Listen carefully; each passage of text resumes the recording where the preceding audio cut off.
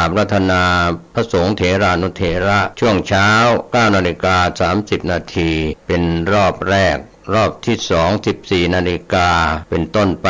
ก็เชิญชวนคณะสงฆ์คณะศรัทธาณวัดพระธาตุดอยสุเทพราชวรวิหารตำบลสุเทพอำเภอเมืองเชียงใหม่จังหวัดเชียงใหม่เริ่มในพิธี 9 นาฬิกาเป็นต้นไปจนแล้วเสร็จในภาคบ่ายก็เป็นงานบุญงานกุศลเชิญท่านร่วมงานนี้โดยพร้อมเพรียงกันสวัสดีครับท่านผู้ฟังที่เคารพธรรมสาระวันนี้ผมเกษตรเพชรสำริดผู้ดำเนินรายการชวนท่านผู้ฟังศึกษาธรรมปฏิบัติธรรมก็ชวนกันเป็นประจำมาคิดมาพิจารณามาปฏิบัติกันนะครับเพราะว่าทุกวันนี้การชักชวนก็มีส่วนนะครับจะสังขาริกชวนกันสร้างคุณงามความดีเพราะหลายคนอาจจะมองข้ามเรื่องของการสร้างคุณงามความดีบางท่านก็เป็นอสังขาริกไม่ต้องมีใครชักชวนในอันนี้ก็ถือว่าท่านมีปัญญาบารมีมาตั้งแต่เกิดในท้องของแม่แล้วคลอดออกมาก็มีปัญญาบารมีเรียกว่ามีบุญเก่าในอดีตคือปัญญาบารมีก็ทำให้ท่านได้คิดอะไรทำอะไรตั้งแต่เด็กๆในวัยเยาว์วัยยังอ่อนนะครับที่ท่านคิดได้ทำได้พูดได้แสดงออกได้ดีไม่ดีบางคนเนี่ยเกิดมาไม่นานจำความได้ก็ระลึกชาติหนหลังของตนเองได้เร่อประเสริฐขนาดนี้นะครับท่านผู้ฟังคนเราอาจจะไม่เชื่อเรื่องการระลึกชาติคนเรานั้นยังลำลึกเมื่อวันวานที่เป็นวันเวลาผ่านไปไม่นานเดือนปีผ่านไปไม่นานก็ยังจำความได้ปัจจุบันท่านมีอายุเท่าไหร่ท่านก็ยังคิดถึงอดีตที่ผ่านวัยของท่านมาท่านจะเป็นวัยเด็กที่เป็นวัยเด็กชายเด็กหญิงจนมาเป็นวัยหนุ่มสาวเป็นวัยกลางคนก็แล้วแต่ท่านก็ยังจำความได้นี่เราไม่ต้องไปพูดถึงข้ามภพข้ามชาตินะครับวัยวันวานที่ผ่านมาท่านยังจำความของท่านได้ว่าท่านเป็นลูกของพ่อแม่เกิดที่ไหนตำบลไหนอำเภอไหนจังหวัดไหนเติบโตมาแล้วท่ามกลางญาติพี่น้องมากน้อยเพียงใดหรือในท่ามกลางที่ขัดสนอับจนเป็นลูกชาวไร่ชาวนาชาวสวนเป็นผู้มีพ่อแม่ที่เกิดมาทุกข์ยากบางคนก็ยังจำความได้ว่าตนเองเกิดมาเป็นลูกของพ่อแม่อยู่บนกองเงินกองทองเป็นลูกของเศรษฐีมหาเศรษฐีมีอันจะกินก็แล้วแต่นะครับแต่ละคนแต่ละท่านนึกย้อนไปอาจจะสับเปลี่ยนเวลาในวัยเด็กๆท่านอาจจะอยู่มีความสุขกับพ่อแม่เพราะพ่อแม่อยู่พร้อมหน้าพร้อมตาหรืออยู่กับใครก็แล้วแต่ท่านอยู่บนกองเงินกองทองท่านสุขสบายเช้ามาก็มีอาหารรับประทานมีของใช้ของเล่นในวัยเด็กๆโตมาก็ไปเข้าสู่สถานศึกษาชั้นนำที่มีคนเขากล่าวถึงพูดถึงกันไม่ว่าจะเป็นส่วนกลางกรุงเทพมหานครระดับประถมศึกษามัธยมศึกษาแม้แต่เข้าสู่มหาวิทยาลัยก็เป็นมหาวิทยาลัยที่มีชื่อเสียงก็เรียกว่าระดับอุดมศึกษาก็ดังๆเด่นๆมีผลงานกันในเรื่องของลูกศิษย์ลูกหาในสถาบันในยุคอดีตวันนี้เราพูดเรื่องนี้ต้องการจะชวนท่านคิดเรื่องการกระทำกรรมของท่านนะครับสะสมมาก็มาพูดเรื่องกรรมก็ดูเหมือนจะเป็นหลักอจินไตยแต่ก็ต้องคิดกันบ้างนะครับท่านผู้ชมท่านผู้ฟังที่ติดตามศึกษาธรรมะกันวันนี้ถ้าท่านไม่คิดเรื่องกฎแห่งกรรมกฎนี้ก็กอไก่ดอชดากฎนั้นแปลว่าดันแปลว่าผลักก็รวมกันแล้วก็ผลักดันหรือว่าดันผลักก็ทั้งดันทั้งผลักดันอะไรก็แล้วแต่ส่วนกรรมนั้นแปลว่าการกระทำก็เป็นศัพท์ที่แยกกันอยู่ก็เป็นเรื่องของ กฎก็คือกฎเกณฑ์กฎกติกากฎอะไรต่างๆนั้นก็เป็นการดันหรือผลักดันส่วนกรรมนั้นก็คือการกระทำดังนั้นวันนี้ถ้าเราไปมองเรื่องของกฎแห่งธรรมชาติกฎก็แปลว่ากฎลงไปดันขึ้นไปถ้าหากเรามีคุณธรรมในการอบรมเรื่องกรรมการกระทำดีๆเราก็จะได้รับสิ่งดีๆจากพ่อแม่ปู่ย่าตายายครูบาอาจารย์พี่น้องเพื่อนฝูงนะครับจะผลักดันเราไปทางที่ดีได้แต่กฎแห่งกรรมที่เราไปคบคนชั่วเป็นมิตรก็ผลักดันเราไปสู่อบายมุขทั้งการพนันทั้งเหวแห่งอาชญากรรมอาชญากรเป็นบุคคลที่ชาติต้องการเอาผิดมาเอาตัวมาลงโทษจากการกระทำกรรมชั่วที่ทำผิดต่อกฎหมายดังนั้นวันนี้ถ้าเราจะมารู้กฎแห่งกรรมเราก็ต้องมาทำความเข้าใจว่าวันนี้เรามีกฎแห่งกรรมอยู่แล้วที่เราได้รับผลของกรรมก็คือความสุขความทุกข์เกิดมาสุขสบายก็เป็นกฎแห่งกรรมที่ดีเกิดมามีความทุกข์ยากลำบากก็เป็นกฎแห่งกรรมที่ไม่ดีดังนั้นเราก็พูดว่ากรรมเก่ากรรมใหม่ก็ดูจะไม่ผิดกรรมเก่าก็เป็นอดีตชาติไปกรรมใหม่ก็คือชาตินี้ก็เรียกว่าพัวพันกันจากกรรมเก่าก็คืออดีตชาติมาสู่กรรมใหม่ก็คือปัจจุบันชาติดังนั้นวันนี้เราก็ไม่ค่อยจะเชื่อกรรมและผลของกรรมที่กรรมดีกรรมชั่วแต่ไปเชื่อหมอดูที่คู่กับหมอเดาที่เป็นนักพยากรณ์นักโหราศาสตร์ทั้งหลายก็ขออภัยผมไม่ได้นำเรื่องนี้มาตำหนิท่านก็มีอาชีพของท่านที่เป็นโหราพยากรณ์แต่เดี๋ยวนี้โหราพยากรณ์รามเข้าไปถึงพระคุณเจ้าตามวัดวารามต่างๆเรียกว่านั่งดูเมื่อดูหมอให้ศรัทธาประชาชนที่เข้าไปที่วัดก็ยังไม่พอผูกมัดด้วยเรียกว่ารดน้ำมนต์ทำพิธีกรรมถอดถอนหรือทางไสยศาสตร์อะไรต่างๆก็ปนมาเรียกว่าเดรัจฉานวิชาไม่วิพากษ์วิจารณ์ก็อดพูดไม่ได้ว่าเป็นเดรัจฉานวิชาขวางจากมรรคผลนิพพานก็คงไม่มีใครจะไปนิพพานกันวันนี้จะดับกิเลสกันวันนี้แต่ว่าสิ่งเหล่านี้ก็อาจจะเป็นเครื่องบรรเทาทุกข์บรรเทาความรู้สึกที่ถาโถมเข้ามาตามกระแสของเศรษฐกิจของบ้านเมืองของโรคภัยไข้เจ็บไม่ว่าจะเป็นโควิดไม่โควิดอะไรกันก็เดี๋ยวก็จะเลิกพูดถึงกันแล้วต่อไปก็จะเป็นโรคประจำถิ่นโรคใหม่ก็จะมาจากเรื่องราวต่างๆไวรัสต่างๆมีร้อยเชื้อพันเชื้อหมื่นเชื้อแสนเชื้อไวรัสนะครับก็อาจจะมีชื่อใหม่ๆมาจากโควิด -19 เป็นโรคอื่นก็ฝีดาษลิงก็เข้ามาก็คงจะมีอะไรมาเข้ามาอีกวันนี้เราไปเชื่อหมอดูนักศึกษาคนหนึ่งเชื่อมั่นในหมอดูก็ไปถามหมอดูว่าคุณจะสอบได้ที่หนึ่งคุณเป็นนักศึกษาคุณจะสอบได้ที่หนึ่งก็ปรากฏว่านักศึกษา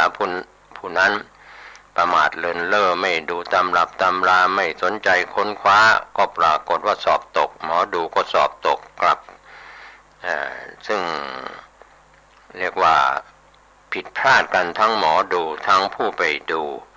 ชะตาชีวิตนั้นใครกำหนดไม่ได้ใครไปไม่ได้แม้แต่ตัวท่านที่นั่งพยากรณ์เป็นโหราจารย์อาจารย์ดูเมื่อดูหมออยู่จะเป็นบรรพชิตหรือไม่บรรพชิตที่ผู้ดำเนินพูดถึงเพราะว่าเดี๋ยวนี้ลามปามไปตามวัดต่างๆเยอะเรื่องของโหราพยากรณ์ไปเรียนตำรับตำราหมอดูจากนอกวัดเข้ามาพยากรณ์ในวัดก็คือพระคุณเจ้าออกไปเรียนนอกวัดจากครูบาอาจารย์ที่เป็นพระด้วยกันหรือเป็นฆราวาสก็ตามนะครับ แทนที่จะสอนศีลสอนธรรมเราก็ไม่ว่ากันท่านเราเรียกว่าปากเป็นเอกปากนั้นเป็นสิทธิส่วนบุคคลก็มีช่องทางเดียวก็คือปากวันนี้ถ้าเราดวงไม่ดีก็คือเราทำไม่ดีถ้าดวงดีเราทำดีอย่างนี้ก็เป็นการเชื่อกรรมและผลของกรรมกฎแห่งกรรมที่ดีก็ถ้าเชื่อหมอดูก็คงเป็นสอบตกเหมือนที่ดูให้กับนักศึกษาว่าสอบได้ที่หนึ่งแต่นักศึกษาก็ประมาทเลินเล่อไม่สนใจคิดว่าหมอดูนี่ทายแม่นเราจะต้องสอบได้ที่หนึ่งก็เลยไม่ดูตำรับตำราไม่สนใจสอบถามครูบาอาจารย์ที่เคยสั่งสอนก็สอบไม่ผ่านสอบตกงานนี้สอบตกทั้งหมอดูแล้วก็ผู้ถูกดูด้วยก็ถือว่าเราคงไม่ต้องพูดเรื่องหมอดูกับผู้ถูกดูหรือผู้ไปทำพิธีกรรมในศาสตร์ต่างๆที่เป็นเดรัจฉานวิชาเพราะว่ากฎแห่งกรรมที่ท่านไปสร้างไว้ไปทำไว้ไม่ดีก็กลายเป็นกรรมเรียกว่าเป็นกรรมไม่ดีเป็นกรรมชั่วเป็นกรรมไม่ดีเป็นสิ่งที่ขวางจากมรรคผลนิพพานเดรัจฉานนั้นก็เรียกว่าขวางตำรับตำราโหราศาสตร์เดรัจฉานวิชาลงเลขลงยันสักยันอะไรกันต่างๆอาบน้ำมนต์พ่นน้ำหมากอะไรต่างๆเคาะหัวอะไรต่างๆก็ว่ากันไปก็คงไม่ใช่ทางพ้นทุกข์กรรมและอโหสิกรรมเท่านั้นที่จะทำให้เราพ้นจากความทุกข์ก็คือเราเป็นอจินไตยถ้าเราคิดเรื่องกรรมว่าเราทำกรรมอะไรหนอเราจึงเป็นคนร่ำรวยเราทำกรรมอะไรหนอเราจึงเป็นคนทุกข์ยากลำบากน้ำตาตกอยู่ตลอดไม่เคยจะได้ลืมตาอ้าปากสบายอกสบายใจอะไรกันวันนี้เราอาจจะประมาทพลาดพลั้งนะครับก็บางครั้งอาจจะนึกได้บ้างไม่ได้บ้างทำเวรทำกรรมอะไรไว้ไม่ดีก็ไม่ต้องไปคิดตามสิ่งที่เราเคยทำไม่ดีก็ปล่อยอารมณ์แต่ขอให้เราอย่าไปฟุ้งซ่านกับอารมณ์ที่เราเคยฆ่าสัตว์ลักทรัพย์เสพกามที่ผิดกล่าวคำเท็จดื่มสุราเมรัยเสพยาเสพติดอย่าไปคิดมากทำผิดไปแล้วก็พลาดไปแล้วล้มไปแล้วก็ลุกขึ้นมาใหม่ในสิ่งที่เป็นเครื่องบ่งบอกให้เราเข้าใจว่าที่เรามีสุขเวทนามีความสุขหรือทุกขเวทนาเรามีความทุกข์นั้นก็มีผลมาจากกรรมของเราที่เราต้องเกิดเป็นคนเป็นสัตว์เป็นมนุษย์เป็นอมนุษย์ทั้งหลายที่ประเภทสัตว์เดรัจฉานหรือมนุษย์เราส่วนพวกเทวบุตรเทวดานั่นก็กินบุญเก่าหมดบุญก็มาแสวงบุญสร้างบุญใหม่มีทานรักษาศีลเจริญภาวนาวันนี้เราจะเริ่มมีจิตเมตตาไม่โกรธคนที่คิดไม่ดีพูดไม่ดีทำไม่ดีกับเราได้หรือยังถ้าเราอโหสิกรรมได้เวรกรรมที่เราทำไว้กับคนที่เขาคิดไม่ดีทำไม่ดีพูดไม่ดีกับเราแผ่เมตตาเป็นอโหสิกรรมแต่ว่าหลักการแผ่เมตตาเขาก็พูดว่าที่จะให้ฌานเกิดสมาบัติเกิดหรือว่าจะให้จิตใจสงบนั้นก็อย่าไปแผ่ให้กับเวรีบุคคลก่อนเพราะว่าเวรีบุคคลนั้นก็แผ่เมตตาแล้วก็ใจมันก็เมตตาไม่เกิดหรือเกิดช้าส่วนจะแผ่เมตตาให้กับคนที่เรารักมากๆก็ไม่เกิดเหมือนกันก็แผ่ให้กับสรรพสัตว์โดยทั่วไปกลางๆก่อนทีนี้ในยุควิทยาศาสตร์เจริญก้าวหน้าอย่างในยุคปัจจุบันนี่นะครับท่านผู้ฟังบางคนก็ไม่สนใจคำว่าเรื่องกรรมอย่ามาพูดอย่ามากล่าวอย่ามาอ้างอิงกรรมอะไรใครทำใครได้บ้างไม่ได้บ้างกรรมดีมีที่ไหนกรรมชั่วมีเรียกว่าไปเอาคำของคนพาลว่าทำดีได้ดีมีที่ไหนทำชั่วได้ดีมีถมไปอะไรอย่างนี้พวกพาติดคนพาลก็เลยเข้ามาแทรกแซงในใจเรื่องของกรรมดีกรรมชั่วเราก็ตัดสินกันไม่ได้ว่าเราทำกรรมดีมามากเท่าไหร่ในอดีตชาติเราทำกรรมชั่วมามากเท่าไหร่ในอดีตชาติ ก็บางคนเนี่ยฆ่าสัตว์เป็นอาจินทำไมชาตินี้เขาจึงอายุมั่นขวัญยืนบางคนทำบุญมาตลอดชั่วชีวิตแต่ทำไมเจ็บป่วยไข้ไม่สบายทุกข์ทรมานด้วยโรคภัยไข้เจ็บอัมพฤกษ์อัมพาตเจ็บป่วยสารพัดโรคก็ทำบุญมาทั้งชีวิตในชาตินี้ที่รู้อยู่หรือทำคนที่ทำชั่วมาทั้งชีวิตในชาตินี้ที่เห็นอยู่ก็เรื่องของกรรมเก่ากรรมใหม่ที่ผู้ดำเนินรายการพูดในตอนต้นนั่นแหละครับถ้าเราเกิดมาเราทำความดีในชาตินี้ทั้งชาติที่มีอายุจะมากเท่าไหร่10 ปี20 ปี30 ปี40 ปี50 ปี60 ปี70 ปี80 ปี90 ปี100 ปีทำแต่กรรมดีมาแต่ก็เรียกว่าไม่ดีที่ว่าเรามีโรคภัยไข้เจ็บเบียดเบียนทุกทรมานมาตั้งแต่เด็กจนมีอายุมากก็ยังเจ็บป่วยไข้เรียกว่านอนติดเตียงเป็นอัมพฤกษ์อัมพาตหรือลูกหลานไม่ดูแลพ่อแม่ขาดการดูแลจากลูกหลานหรือญาติพี่น้องก็ล้วนแล้วแต่เป็นเรื่องของกรรมเก่าที่ไม่ดีที่เขาสร้างไว้ก็กรรมใหม่ที่เราสร้างยังไม่ทันจะได้ให้ผลก็เรียกว่าคลุกเคล้ากันนะครับอันนี้เราใช้ชาติปัจจุบันนี้เราใช้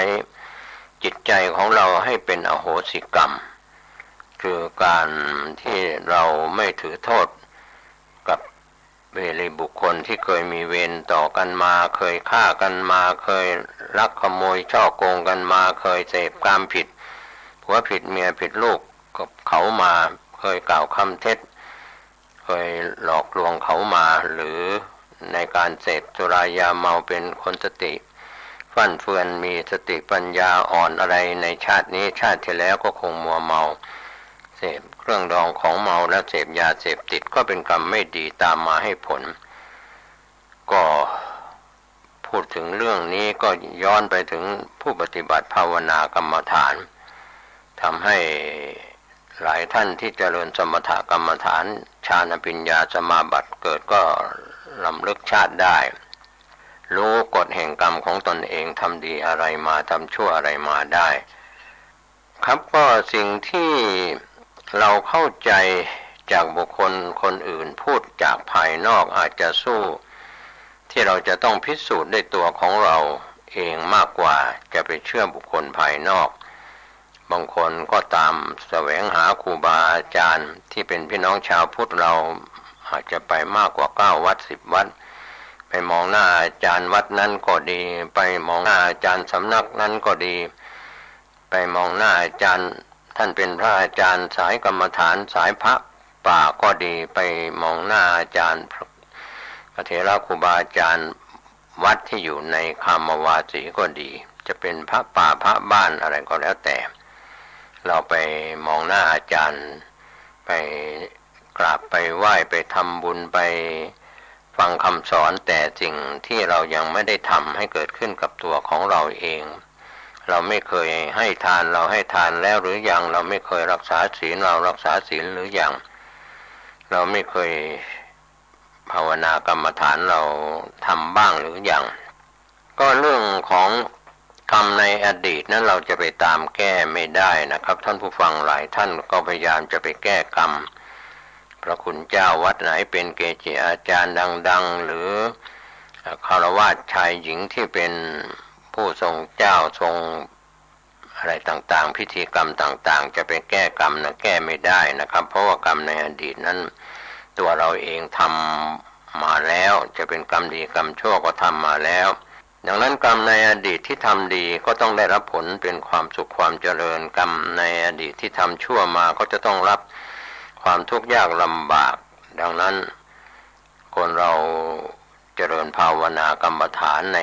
สติปัฏฐาน4กายเวทนาจิตธรรมในข้อกายในข้อเวทนาในข้อจิตแล้วก็ข้อธรรมะนี่แหละรวมอยู่ธรรมะอยู่ในตัวตนของเราก็อย่าไปอาทรร้อนใจกันเลยครับอดีตมันแก้ไม่ได้ก็จะแก้ได้ในปัจจุบัน ในสติปัฏฐานสี่หรือในภาวนาพุทโธพุทโธธัมโมธัมโมสังโฆหรือว่าภาวนาพองหนอยุบหนอหรือในส่วนของการเจริญกรรมฐานตามที่ท่านไป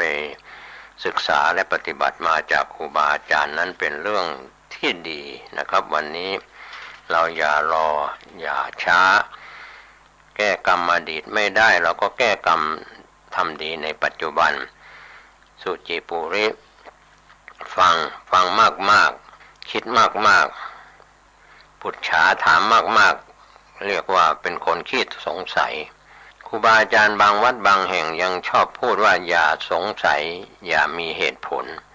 ก็ไปข่มขืนอารมณ์เขาไม่ให้คนสงสัยคนในครอบครัวโดยเฉพาะแม้แต่สามีภรรยาก็ทิ้งสามีชอบเที่ยวภรรยาก็ต้องสงสัยว่าไปเที่ยวนอกใจตัวเองหรือเปล่าชานภรรยาไปท่องเที่ยวนอกบ้านอยู่บ่อยๆก็สงสัยความสงสัยนี้ต้องเกิดขึ้นนะครับความมีเหตุมีผลก็เช่นเดียวกันพระอาทิตย์ขึ้นก็ตกไปเป็นเหตุของพระอาทิตย์ขึ้นแล้วก็ตกไปดับไปอย่างนี้ก็อย่าไปบังคับไม่ให้คนสงสัยนักเรียนนักศึกษาที่เรียนอยู่ในระดับอนุบาลประถมมัธยมอุดมศึกษาเราจะเห็นได้ว่านักเรียนชายหญิงเหล่านั้นถ้าเขาสงสัยเขารีบถามครูบาอาจารย์ว่าข้อสงสัยที่มีอยู่ครูบาอาจารย์ก็ตอบแก้ไขปัญหาที่เขาขัดข้องมีข้อสงสัยผู้ใหญ่ก็เช่นเดียวกันสงสัยและไม่ถามครูบาอาจารย์คือวินยูชนที่เป็นบัณฑิตก็จะตอบคลายข้อสงสัย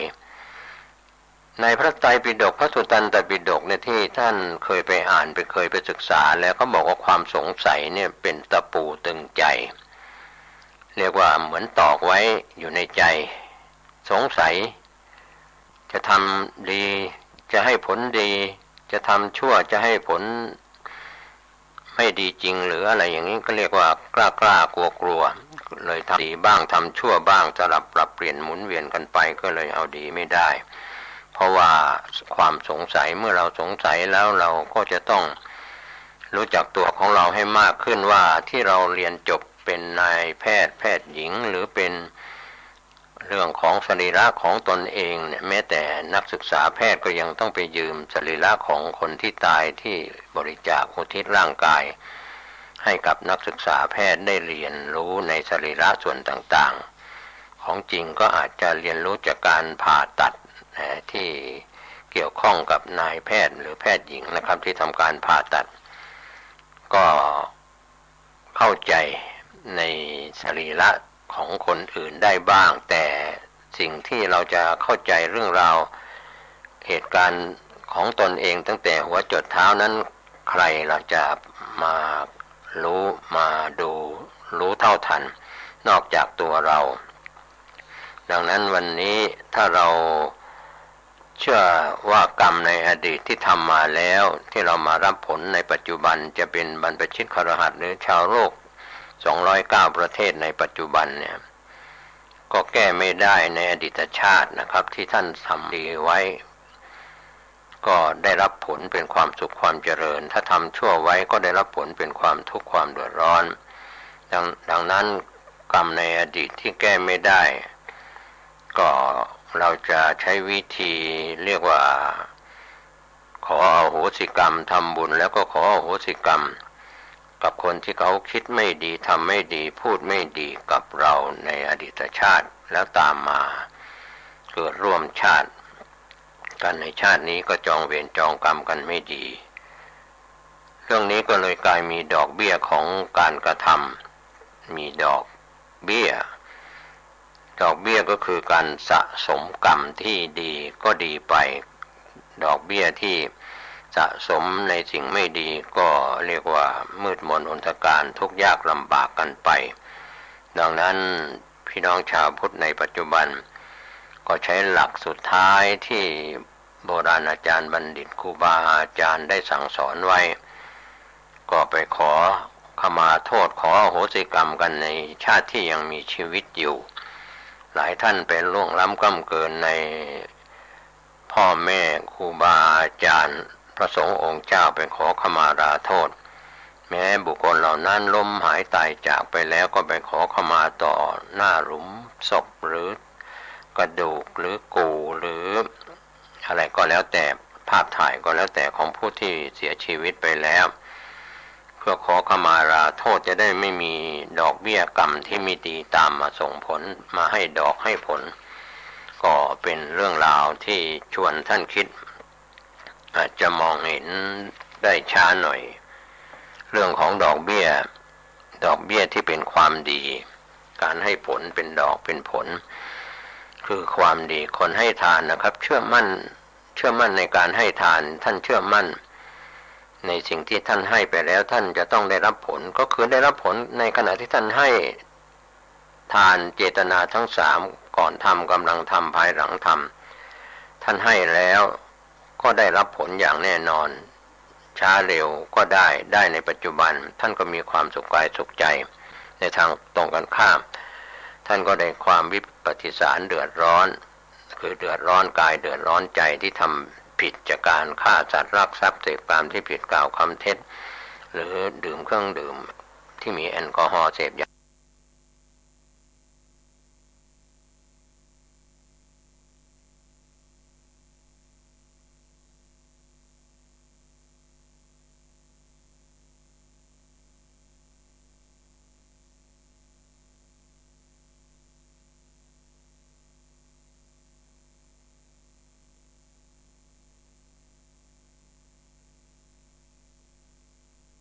เสพติดในประเภทต่างๆก็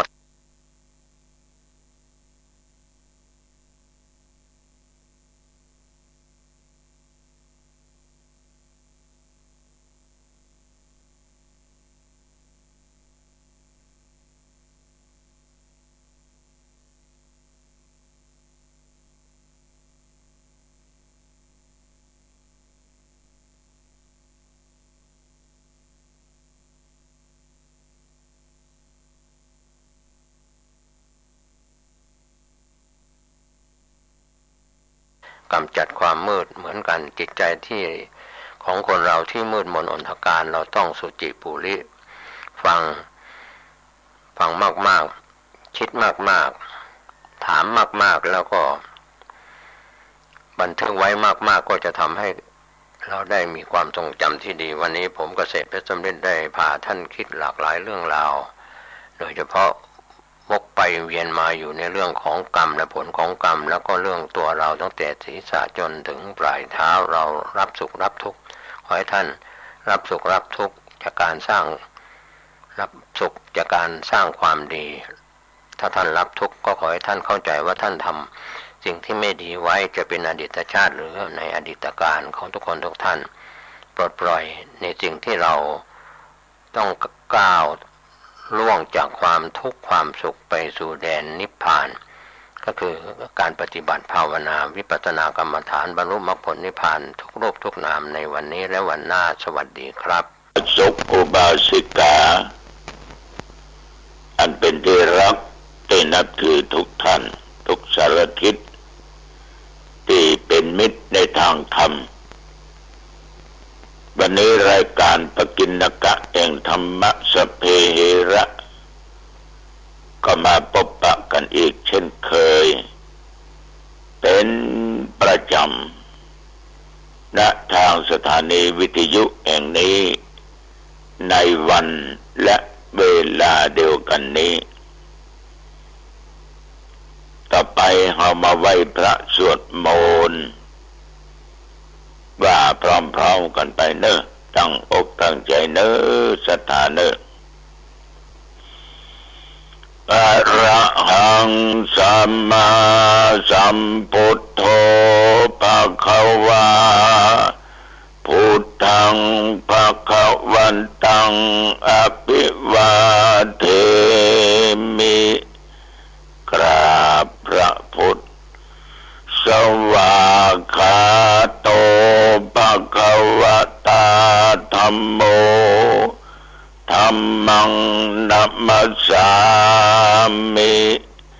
กราบพระธรรมสุปฏิปันโนภะคะวะโต สาวกสังโฆสังฆังนะมามิ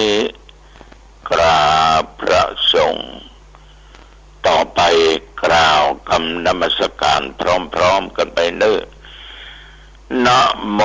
ตัสสะภะคะวะโตอะระหะโตสัมมาสัมพุทธัสสะนะโมตัสสะภะคะวะโตอะระหะโตสัมมาสัมพุทธัสสะนะโมตัสสะภะคะวะโตอะระหะโตสัมมาสัมพุทธัสสะพุทธังสรณังคัจฉามิธัมมังสรณังคัจฉามิสังฆังสรณังคัจฉามิตุติยัมปิพุทธังสรณังคัจฉามิตุติยัมปิธัมมังสรณังคัจฉามิตุติยัมปิสังฆังสรณังคัจฉามิตติยัมปิพุทธังสรณังคัจฉามิตติยัมปิธัมมังสรณังคัจฉามิตติยัมปิสังฆังสรณังคัจฉามิกรมอุตุประกาศว่าตั้งแต่เมื่อตะวันวามาจนถึงปัจจุบันบัดเดี๋ยวนี้หนองตองนั้นมีฝนตกเป็นช่วงกินเขาง่ายแล้วสักบึดสักเมื่อก็ตกลงมาแล้วก็กินเขาตอนแล้วประมาณบ่ายโมงบ่ายสองก็ตกลงมาแถมเดือนประมาณ4 โมงเย็นตกลงมาแถมกลางคืนก็มีฝนตกลงแต่ห้ามเป่าแรงห้ามเป่ายักษ์ใหญ่สักเท่าใด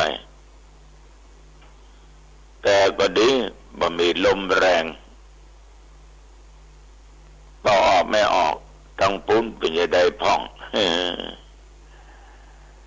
แต่ญาติโยมท่านผู้ฟังตัวเจ้าก็ต้องขออนุโมทนาขอบใจ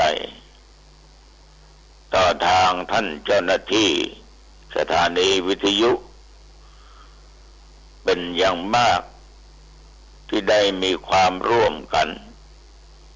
ในการนำเอาธรรมะเผยแพร่ทางสถานีวิทยุแห่งนี้เราทุกคนนั้นตั้งอกตั้งใจ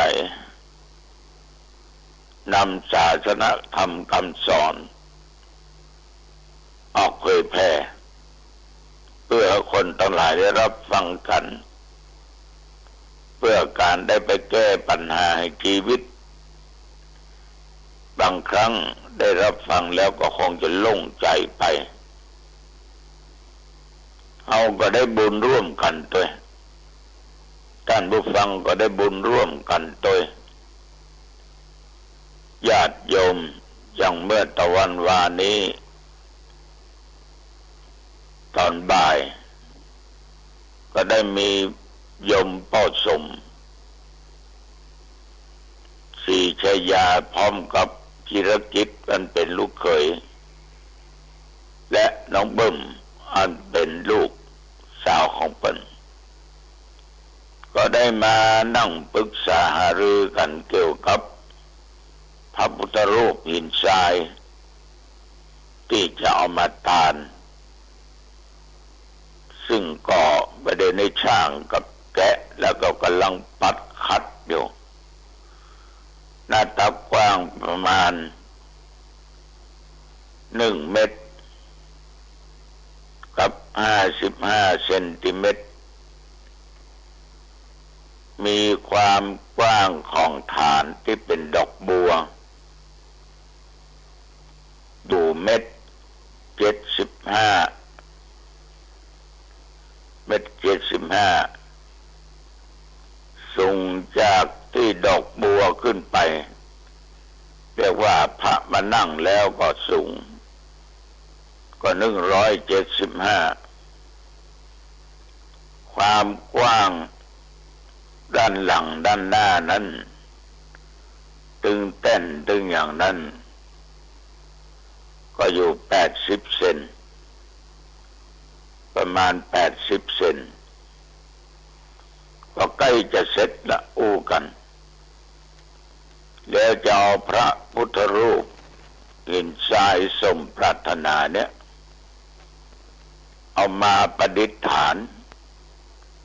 ไว้ที่ศาลาศึกษาธรรมปฏิบัติธรรม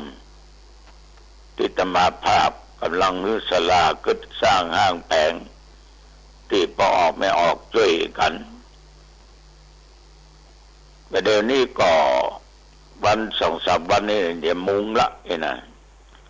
แต่จะละตรงกลางไว้ว่าตรงกลางนั้นเมื่อพระเจ้ามาถึงกำหนด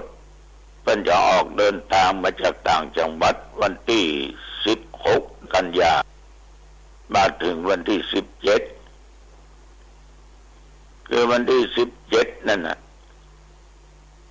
ทุกเจ้าจะทำบุญอายุวัฒนะมงคล76 ปีโดยลูกศิษย์ลูกหาลูกศิษย์ลูกยมเป็นผู้จัดท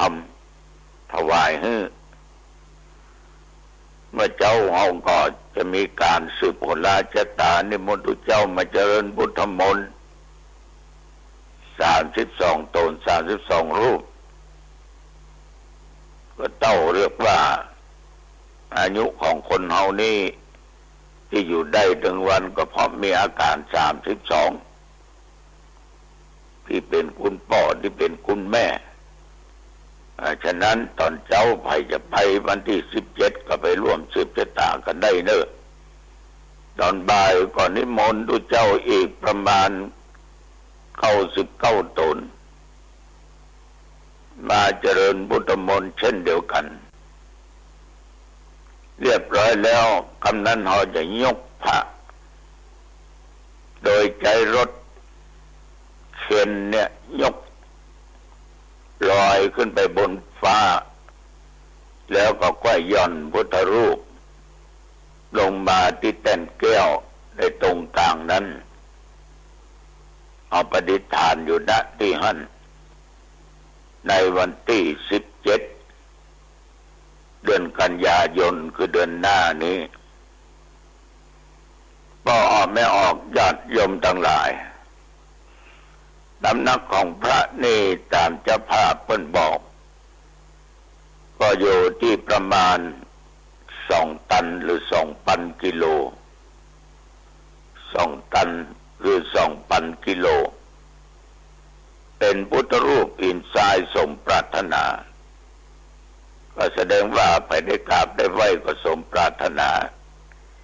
แต่ต้องด้วยจิตใจอันบริสุทธิ์พุทธผ่องจึงจะสมปรารถนาแล้วณที่นั้นหลังจากพุทธรูปประดิษฐานแล้วเขาก็จะได้มุงหลังคาทำหลังคาแต่ที่หั่นนี้จะมาได้มุงอยู่6x4 เมตรถ้าพุทธรูปประดิษฐานลงมาเรียบร้อยจะได้มุงกันละนี่นะจะใส่ก้อนใส่คือใส่แปะกันละ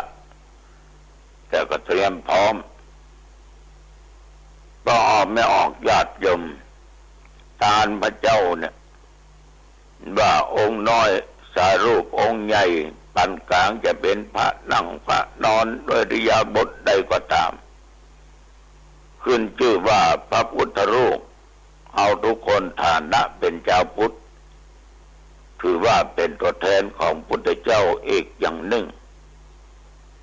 เป็นสิ่งเตือนสติเอาเมื่อหันสารูปเอาก็เหมือนหันพระพุทธเจ้า แล้วเราจะได้หันพระธรรมหันพระวินัยคือศีลสิกขาบทเราจะได้นอบสักการะบูชากันก็ออกไม่ออกญาติโยมพุทธรูปที่ไปประดิษฐานนั้นเมื่อไปถึงเดือนพฤศจิกาจะมีการทอดกฐินก็โดยเจ้าภาพของพระพร้อมด้วยกฐินสายสามัคคีพี่น้องทุกอำเภอที่เป็นแฟนรายการธรรมะนั่นนะเอาจะได้ตั้งองค์กฐินอบรมสมโภชกันที่สถานที่ห้านะวันที่5 พฤศจิกายนก็จะได้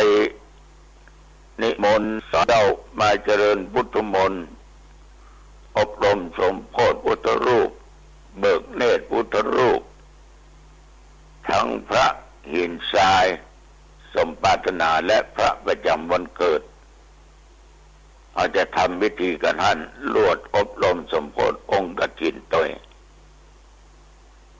อย่างใดก็ตามก็ออกไม่ออกเมื่อปรึกษากันแล้วก็ปรึกษาเรื่องกฐินเพราะกฐินเนี่ยทุกเจ้าจะขอไม่ได้จะเรียบเรียงอย่างใดก็ไม่ได้อย่างใดก็ไม่ได้ต้องมีเจ้าภาพศรัทธาเพิ่นมาเสนอบางที่บางแห่งบางหนนี่เพิ่นยังทำเป็นลายลักษณ์อักษรจองการทอดผ้ากฐินต้นกรรมแต่นี่ก็จะเป็นกฐินสามัคคีครอบครัวนี้เขาเป็นประธานต่อไปก็เป็นกฐินสายญาติโยมไปจะร่วมกันได้นะฉะนั้นเรื่องของบุญเนี่ยญาติโยมเป็นเรื่องที่เราทุกคนนั้นมักจะกังขากันกันว่ามันจะมีแต่ว่าบุญบาปจะมีแต่เขาก็มันเป็นตัวเป็นตนสักเตื้อบอกจะกันโต้แย้งกันไปต่างๆนานาแต่ทุกเจ้าก็เชื่อนะ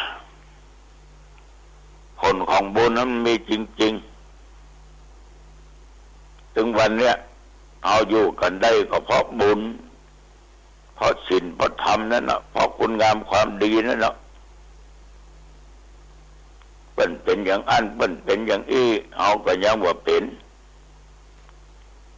ถึงจะเป็นก็บรรนักหนาป้าป้านทำนักหนาป้าป้านก็กรรมในสิ่งที่เราสร้างมาเพราะบุญก็ดีบาปก็ดีเนี่ยมันเกิดจากกรรมคือการกระทำของเราทั้งนั้นเราทำดีก็ได้ดีทำบ่ดีเขาก็ได้ดีบางครั้งเนี่ยทรัพย์สมบัติแก้วแหวนเงินทองปัจจัยสิ่งของไม่มีค่าต่อชีวิตแต่ถ้ามีนักก็เหมือนกับเป็นเรื่องธรรมดาไปดังที่เขามาฟังมีอภิมหาเศรษฐีระดับเรียกว่าโลกเลยอยู่ต้นของประเทศเขาเลยกินเขาบอกว่าจะกินอย่างเพิ่นอย่างนั้นเดินข้าก็เตือเขามัดไก่กะก็เติดต่ำกะหรือส้มต่ำนั่นน่ะหรืออะไรก็ไก่ย่างข้างทางก็เรียกว่าเงินไม่เป็นหมื่นเป็นแสนล้านก็บอกว่าจะกินอะไรอย่างบอกว่าจะไปทำอะไรอย่างฉะนั้นญาติโยมทั้งหลายสิ่งที่เป็นทำก็คือบุญบริจาคนั้นทำนี้มันญาติโยมทั้งหลายที่นั่งฟังเนี่ยขอให้มีสุขภาพกายใจแข็งแรงเนี่ยโยม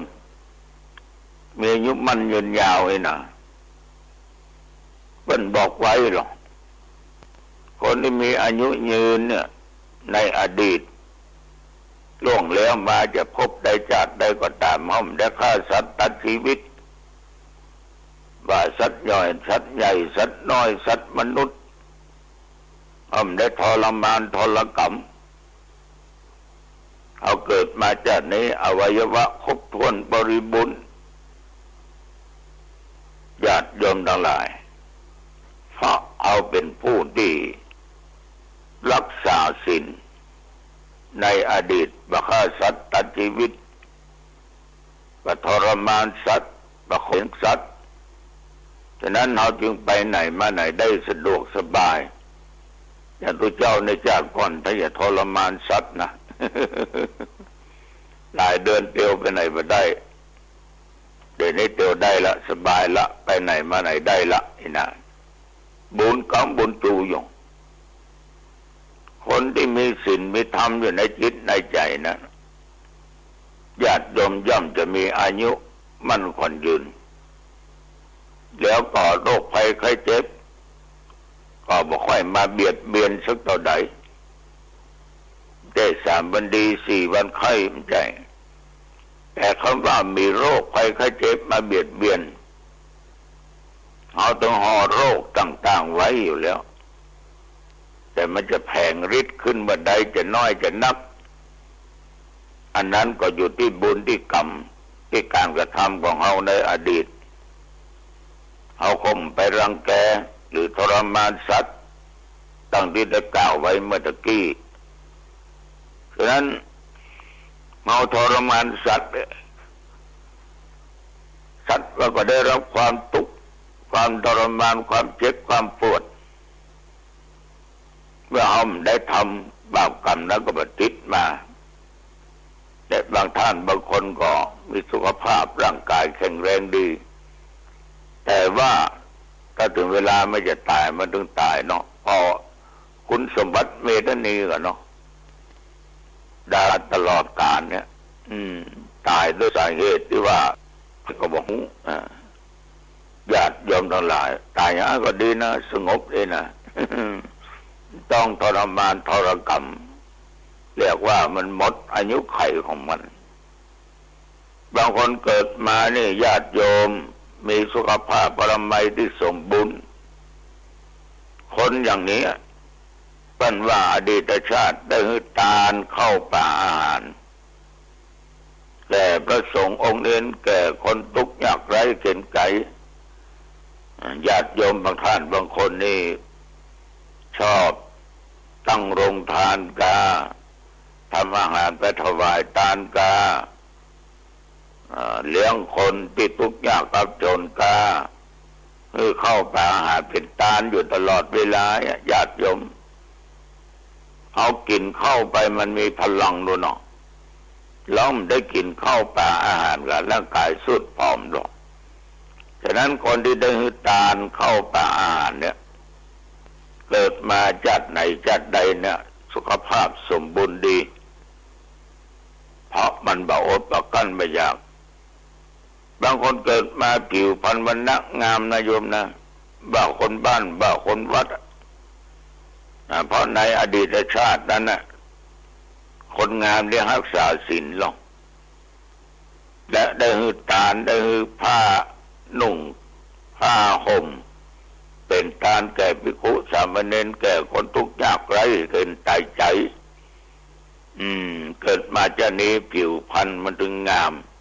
พอผ้าไปปกร่างกายห่อหุ้มร่างกายเขาได้หือทานสิ่งเหล่านี้แล้วเขาได้รักษาศีลตั้งแต่ข้อแรกจนถึงข้อ5คนที่มีศีลในญาติโยม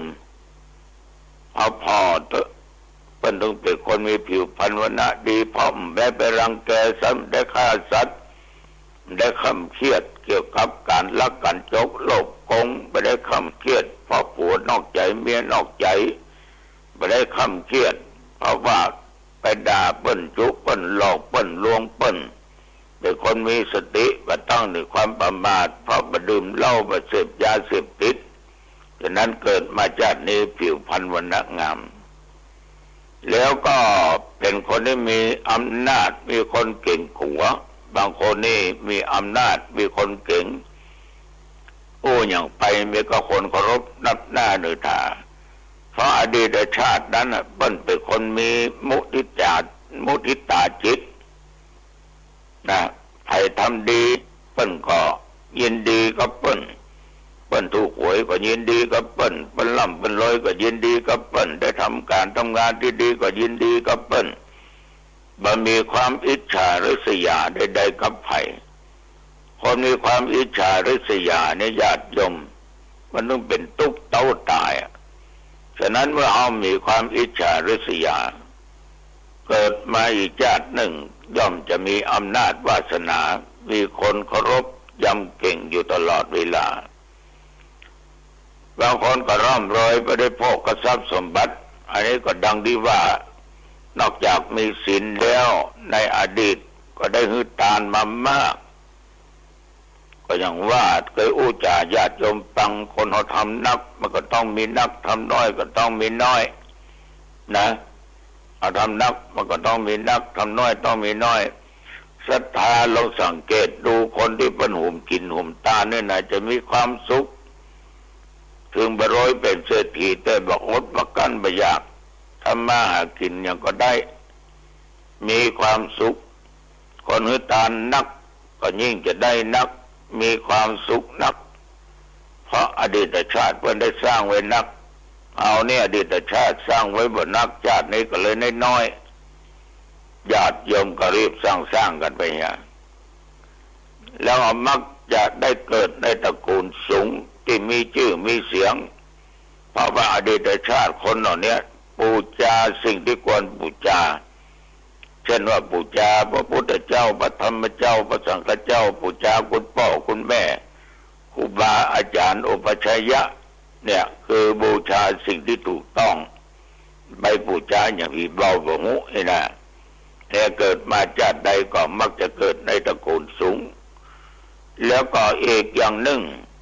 เป็นคนฉลาดมีสติปัญญาดีอันนี้แต่อดีตชาตินั่นน่ะเพิ่นคบกับคนดีมีศีลมีธรรมคบบัณฑิตนักปราชญ์นะและประการสำคัญเป็นคนฝึกสมาธิภาวนามานักต่อนักและสำคัญที่สุดประดื่มสุรานะบ่เอายาเสพติดเว้นจากสิ่งเหล่านี้ไปฉะนั้นญาติโยมการรักษาศีลกินทานเจริญเมตตาภาวนาจะทำให้คนเราเกิดมาจากนี้มีดังที่กล่าวเกิดขึ้นนั่นคือผลแห่งการกระทำบุญผลแห่งการกระทำบุญ